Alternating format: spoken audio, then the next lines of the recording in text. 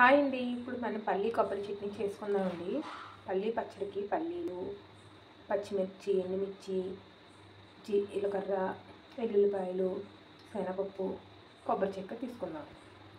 ఇప్పుడు దీన్ని రెడీ చేసుకుందాం. గ్యాస్ మీద బాగా పెట్టుకుందాం.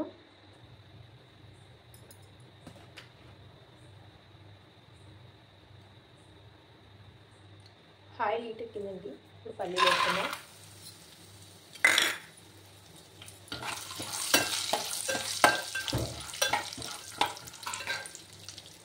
పచ్చిమిర్చి తరిగి వేసుకోవాలి. తర్వాత ఇలా వేసుకోండి. బట్టి కాయలు వేస్తే ఒక తోలుతాయండి. దానివల్ల మొక్క మీద కూడా పడతాం. అల్లం ముక్క కూడా వేసుకోండి. ఉల్లిపాయ కూడా వేసుకోండి. మూడు బాగా వేసుకోవాలండి. మీరు ఇది శనగపప్పు కూడా వేసుకోండి.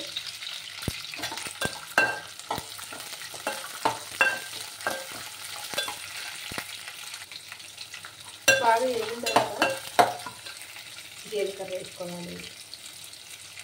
ఎండుమిర్చి కూడా వేసుకోవాలి.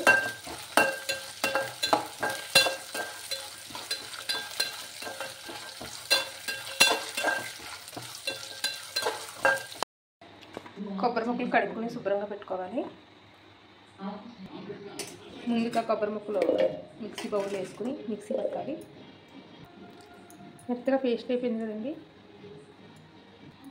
కొబ్బరి బాగా చల్లారిపోయిందండి. దీన్ని మిక్సీ బౌల్ వేసుకున్నాం.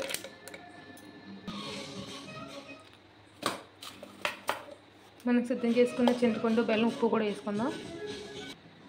వాటర్ కూడా వేసుకుంటున్నాను. మిక్సీ చేసుకుందాం. మెత్తగా ఎంత అయిపోయిందండి. దీన్ని బౌల్లో తీసుకుందాం. ఎంతో టేస్టీగా ఉండి పల్లి కొబ్బరి చట్నీ రెడీ అయిందండి.